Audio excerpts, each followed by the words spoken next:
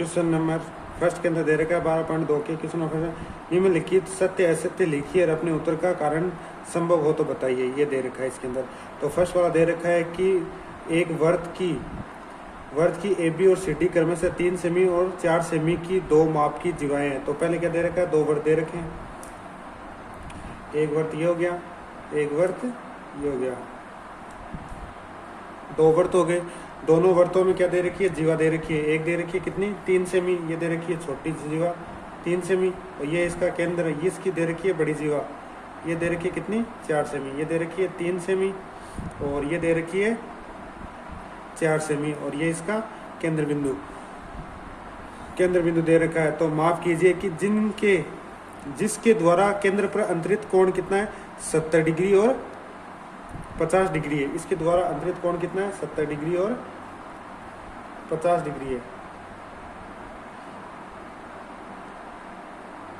ये कितना है, 70 डिग्री और ये है 50 डिग्री। और तो ये कारण सत्य है, सत्य देखो ये वाला कितनी है, 3 सेमी, ये वाली है कितनी, 4 सेमी। अगर ये 70 डिग्री है और ये कितना है, 50 डिग्री, और होना कितना चाहिए कि ये जो जितनी बड़ी जीवा, ये जीवा दे रखी है ना, जितनी बड़ी जीवा होगी उतना ही बड़ा कोण होगा। तो ये क्या हो जाएगा, फर्स्ट का असत्य। तो फर्स्ट का आंसर क्या आएगा, असत्य। क्यों असत्य, अगर जितनी छोटी जीवा होगी उतना ही छोटा कोण बनेगा और जितनी बड़ी जीवा होगी उतना ही बड़ा कोण बनेगा। तो ये जीवा कितनी दे रखी है, 4 सेमी की, और ये कितनी दे रखी है, 3 सेमी की। तो ये उसका उल्टा दे रखा है, इसलिए ये हो जाएगा असत्य। सेकंड वाला दे रखा है, इसी का सेकंड दे रखा है, एक वर्त की जीवाएं की लंबाई 10 सेमी और 8 सेमी है। तो क्रमशः 8 सेमी और 5 सेमी दूरी पर स्थित है। तो इसमें भी दे रखा है कि एक ये 2 वर्त दे रखे हैं,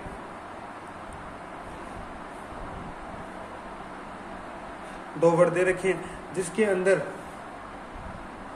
2 वर्त दे रखे। एक जीवा कितनी दे रखी है, 10 सेमी, तो ये बड़ी जीवा दे रखी है 10 सेमी, ये दे रखी है 10 सेमी, और छोटी दीवार दे रखी है कितनी, 8 सेमी, ये दे रखी है 8 सेमी, और ये इसका केंद्र बिंदु और ये इसका केंद्र बिंदु। इसकी दूरी कितनी दे रखी है, दोनों की, इसकी दूरी दे रखी है क्रमशः 8 सेमी, ये दे रखी है 8 सेमी, और ये दे रखी है 5 सेमी।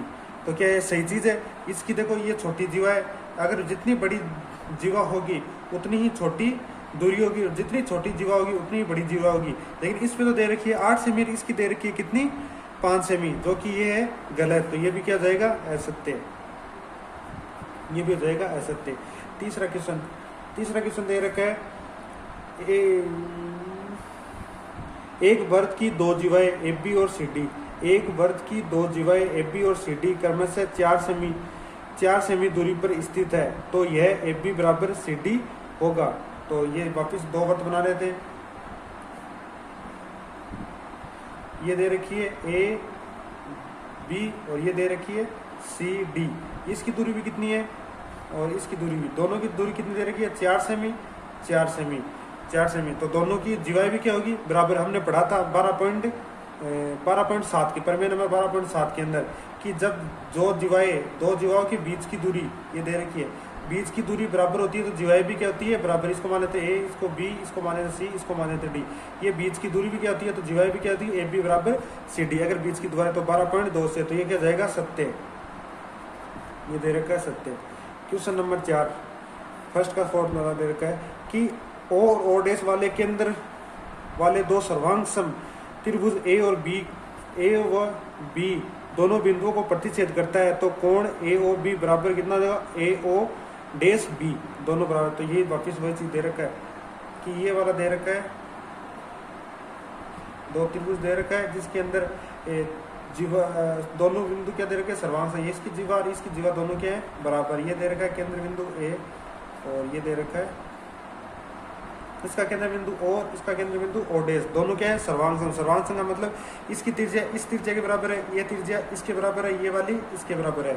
तो दोनों सर्वांग सम है, तो कोण, ये कोण बराबर ये कोण, ऐसे ऐसे नियम से क्या जाएगा, ये कोण बराबर ये कोण भी क्या जाएगा, बराबर। अगर कोण ए ओ बी बराबर क्या जाएगा, कोण ए ओ डैश बी, तो ये क्या जाएगा, सत्य। इसका मान आएगा सत्य। ये चीज क्या है, सत्य। जब भी सर्वांग सम चेंज होती है उसके सर्वांग सम वाक्य आते हैं हमेशा सत्य होते हैं, सत्य होते हैं। अब देखते हैं क्वेश्चन नंबर आगे दे रखा है। क्वेश्चन नंबर इसके बाद है फिफ्थ वाला दे रखा है 3 सरेखीय बिंदु से होकर एक वृत्त खींचा जा सकता है। 3 सरेखीय का मतलब होता है कि सीधी रेखा में एक बिंदु ए बी सी 3 बिंदु सरेखीय, इससे कितने वृत्त खींचे एक वृत्त खींचा जा सकता है क्या? ऐसे वृत्त खींचेंगे तो नहीं खींचा जा सकता है, क्योंकि हमेशा 2 सरेखीय बिंदु से ही एक वृत्त खींचा जा सकता है। तो यह हो जाएगा असत्य, ये हो जाएगा असत्य, तो ये भी हो जाएगा असत्य। और फोर्थ वाला दे रखा है। इसके बाद देखते हैं सिक्स्थ वाले के अंदर यदि 2 बिंदु ए और बी से होकर 4 सेमी त्रिज्या का वृत्त खींचा जाए तो वह होस ए और बी 8 सेमी होगा। तो ये वाली कितनी है? ये 4 सेमी की त्रिज्या है, ये ए और ये ओ, और इसमें 4 बी, इसको माने तो ए और इसको माने तो ये 4 तो 1.5। तो व्यास क्या होता है? हमेशा त्रिज्या का डबल होता है, त्रिज्या का डबल। तो त्रिज्या कितनी दे रखी है? 4 सेमी, तो कितना हो गया? 8। तो ए बी बराबर कितना हो गया? 8 सेमी। तो ये भी क्या हो जाएगा? सत्य, ये भी क्या हो जाएगा? सत्य। अब क्वेश्चन नंबर देखते हैं सेकेंड। क्वेश्चन नंबर सेकंड दे रखा है यदि वृत्त की त्रिज्या 13 सेमी है और इसकी जीवा की लंबाई 10 सेमी है तो जीवा की केंद्र से दूरी ज्ञात कीजिए। तो हमें दे रखा है एक वृत्त दे रखा है, वृत्त के अंदर क्या दे रखा है? जीवा की लंबाई दे रखी है 10 सेमी। तो इसमें जीवा की लंबाई, ये जीवा की लंबाई कितनी है? 10 सेमी, 10 सेमी दे रखी है। और त्रिज्या दे रखी है इसकी 13 सेमी, त्रिज्या दे रखी है 13 सेमी। तो बीच की दूरी, ये दूरी हमें निकालनी है। तो इसको मान लेते हैं ए बी ओ और इसको मान लेते हैं एम। ये दे रखा है, ये हमें क्वेश्चन के अंदर दे रखा है कि जीवा की लंबाई 13 सेमी और त्रिज्या की लंबाई 13 सेमी, जीवा की लंबाई 10 सेमी और बीच की दूरी ओ एम हमें क्या करना है? ज्ञात करना है। तो हम करते हैं। तो हमें दे रखा है ये वाला, तो ए बी जीवा की लंबाई दे रखी है 10 सेमी और हमें निकालना है ए एम क्या होता है? ए एम बराबर 10/2 बराबर 5 सेमी। 5 सेमी किससे? प्रमेय नंबर 10.3 से 12.3 से, सॉरी 12.3 क्या करती है कि केंद्र से बीच इसमें क्या बोलते हैं? वृत्त के केंद्र से जीवा पर डाला गया लंब समद्विभाजन करता है। ये वाला क्या लंब समद्विभाजन करता है? 90 डिग्री का कोण भी बनाता है। ये 2 बराबर भागों में बांटता है। तो पूरी 10 है तो ये 5 की, तो ये भी कितनी हो जाएगी? 5 और 5 10 की, ये 5 की हो जाएगी। और अब निकालना है। तो अब ये समकोण त्रिभुज कौन सा बन गया? समकोण त्रिभुज A M O, A M O से। तो इसमें क्या लगाएंगे? बोधायन प्रमेय। बोधायन प्रमेय क्या होती है? कर्ण का स्क्वायर बराबर क्या होता है? लंब का स्क्वायर प्लस आधार का स्क्वायर, लंब का स्क्वायर प्लस आधार का स्क्वायर। अब कर्ण दे रखा है हमें, इसके अंदर कर्ण तो दे रखा है ए ओ का स्क्वायर, लंब दे रखा है ओ एम का स्क्वायर, ये वाला ओ एम का स्क्वायर प्लस आधार दे रखा है ए एम का स्क्वायर। तो इसमें दे रखा है, ये दे रखी है कर्ण दे रखा है कितना? 13 सेमी दे रखी है। हमेशा त्रिज्या हमेशा कर्ण रहेगी, ये ध्यान रखना है। इसके अंदर त्रिज्या हमेशा कर्ण रहेगी।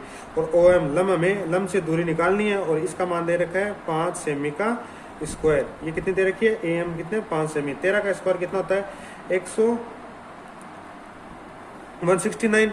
और ये हो जाएगा ओ एम का स्क्वायर बराबर कितना हो जाएगा? 25, 5 का स्क्वायर। और ये प्लस का तो इधर आगे किसका हो जाएगा? माइनस का। 159 सेमी माइनस 25 सेमी का स्क्वायर बराबर ओ एम का स्क्वायर।